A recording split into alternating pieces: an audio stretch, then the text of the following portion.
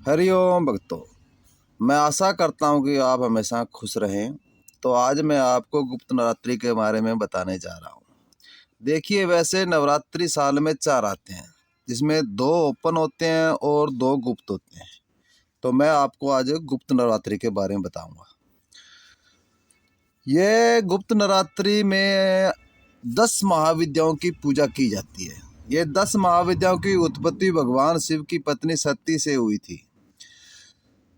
सती ने 10 दिशाओं में अपने 10 रूप धारण किए थे, जिसमें प्रथम माता काली, दूसरा माँ तारा, त्रिपुर सुंदरी, भुवनेश्वरी, माँ छिन्नमस्ता, माँ भैरवी, माँ धूमावती, माँ बगलामुखी, माँ मातंगी, माँ कमला। धर्म ग्रंथों के का मानना है कि ये 10 रूप माँ दुर्गा के ही अवतार हैं। तो अब मैं आपको इसकी साधना के बारे में बताता हूँ, तो आप थोड़ा ध्यान से सुनें।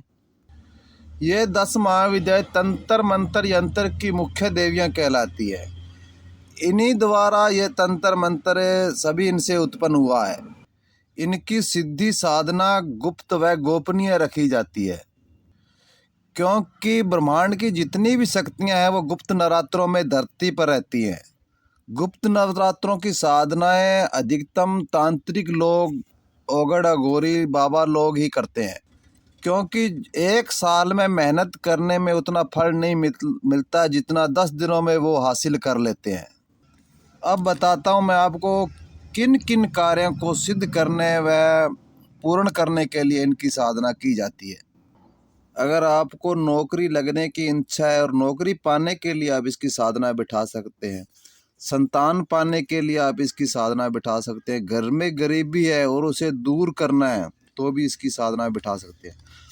अपने शरीर पर आप किसी देवी की सवारी या देवता की सवारी लेना चाहते हो तो भी साधना बिठा सकते हो। घर में किसी प्रकार की कोई बीमारी है और वो दूर नहीं हो रही है तो फिर भी आप साधना कर सकते हो।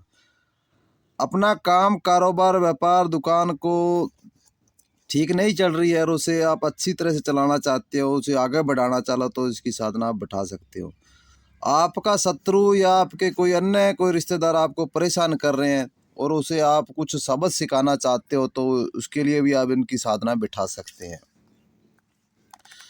लॉटरी, सट्टा या जुआ के शुभ अंक प्राप्त करने के लिए आप इनकी साधना बिठा सकते हैं। जो काम आप कर रहे हो और उसे आप आगे बढ़ाना चाहते हो तो भी आप इनकी साधना बिठा सकते हो। तंत्र मंत्र में कुछ आप हासिल करना चाहते हो, कुछ लोगों का भला करना चाहते हो तो आप इसकी साधना आप बिठा सकते हैं। अपना शरीर, व्यापार, घर आप सुरक्षित रखना चाहते हो तो भी आप इसकी साधना बिठा सकते हो। आप इन 10 महाविद्याओं में से किसी एक देवी की साधना बिठाकर आप अपने सारे काम पूर्ण आप कर सकते हो।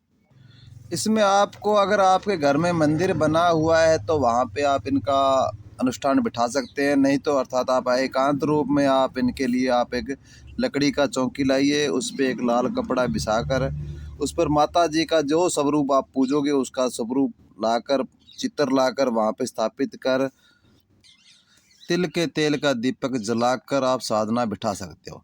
वैसे इसमें जो आपकी श्रद्धा भाव हो उतनी में आप अपनी भोग प्रसाद से दे सकते हो। ये जरूरी नहीं है कि आपको 52 प्रकार के कोई भोग लगाने हैं, ऐसा कुछ नहीं होता इसमें।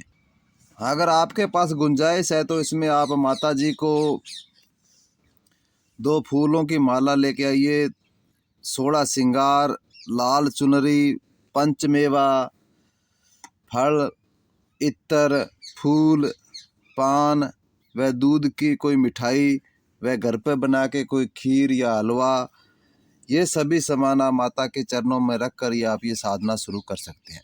इसमें आप अगर कलश रख कर भी साधना को बिठाएं तो वो इससे भी अच्छा और बढ़िया होगा। इनकी साधना के लिए आपको तिल के तेल का दीपक जलाना है। वैसे आप अखंड ज्योत भी जलाकर इसकी साधना आप कर सकते हो। यह रात्रिकालीन साधना है, जिसे आप रात को 9 बजे, 10 बजे, 11 बजे इन समय में इसकी साधना आप कर सकते हो। लेकिन इसका समय आप जो पहले दिन होगा वही हर रोज़ रहेगा। तो मैं आगे का विधि बताऊं उससे पहले मेरा नाम सुने। मेरा नाम ओगड़ बाबा मनपुर राम। मैं राजस्थान का श्री गंगानगर जिला तहसील गठसाना की पुरानी मंडी गठसाना में हमारा आश्रम है जी। हमारे पास आने के लिए राजस्थान के 3 बड़े शहर हैं, हनुमानगढ़, श्री गंगानगर व बीकानेर। यहाँ की दूरी हमारे 130 किलोमीटर लगभग है। हम यहाँ पे शनिवार व रविवार को बैठते हैं। हमारा नंबर 9571043860, 9571433860। हम यहाँ पर हर प्रकार की समस्या का समाधान करते हैं। अगर किसी भाई बंधु के भूत बाधा लगा हुआ है या किसी बीमारी से वो पीड़ित है, लकवा, कैंसर, टीबी, अन्य रोग से अगर कोई पीड़ित है, किसी का रिश्तेदार है या किसी का कोई बच्चा है, तो वो हमारे आश्रम पर आ सकता है। हम बीमारी के नाम पर यहाँ पे किसी से कोई पैसा नहीं लेते हैं। भूत बाधा में अगर किसी को कितना भी पुराना लगा हुआ है, भूत प्रेत मसान जिन वगैरह कोई लगा हुआ है, तो उसका इलाज हम यहाँ पे करते हैं। तो अब मैं आपको बताता हूँ गुप्त नवरात्रि। गुप्त नवरात्रि में आप किसी देवी का, देवता का, अपने किसी इष्ट देव का भी आप साधना बिठा सकते हो, क्योंकि यह दिन बहुत ही पावरफुल व शुभ व शक्तिशाली होते हैं। इसमें किया हुआ आपका जो भी आपका किया हुआ कार्य वो निष्फल नहीं होगा। इसमें आप साधना काल में किसी प्रकार के वस्त्र धारण कर, उत्तर मुख अपना कर दिशा, और ये साधना आप बिठा सकते हो। इसमें आपको साधना स्थल पर सोना है, वह संयम व ब्रह्मचारी का आपको पालन रखना होगा। झूठ व मजाक व पर नारी या पुरुष को आपको किसी प्रकार से छूना नहीं है। साधना काल में आपको रुद्राक्ष की माला का प्रयोग करना है।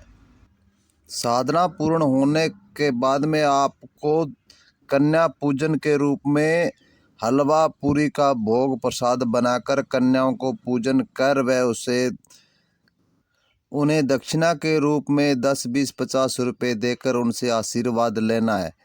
उसके बाद में आप इसका हवन बिठा सकते हैं। हवन के लिए आपको गूगल, लोबान, लौंग, सुहारा, कपूर, मिश्री, इन चीज़ों को आपको कूट पीस कर मिलाकर जो मंत्र जाप साधना आपने की है उसका 10% इसका आपको हवन करना है। हवन पूर्ण होने के बाद में जो हवन का राख है उसे ठंडा होने देना है। उसके बाद में उस राख को आप किसी एक कोरी मटकी में भरकर अपने घर पर रखना है। जिसे आपको किसी प्रकार का कोई घर में तकलीफ है, समस्या है, या कोई काम करवाना है या किसी को देना है, तो उस पे आप अपना इस मंत्र को आप अभिमंत्र कर उससे आप जो मर्जी काम आप करवा सकते हैं। अब मैं आपको बताता हूँ कि आपके पास अगर थोड़ा गुंजाइश है और हर रोज़ आप इनको वार के हिसाब से अगर भोग देना चाहते हो, तो वो भोग मैं आपको बता देता हूँ, उसके बाद में आगे और बताऊँगा। इसमें आपको रविवार के दिन उड़द के बड़े व जलेबी व खीर, उड़द के बड़े में थोड़ा दही मिलाकर, मंगलवार के दिन इसमें आपको सोमवार के दिन आपको इसमें मोतीचूर के 5 लड्डू आपको देने हैं।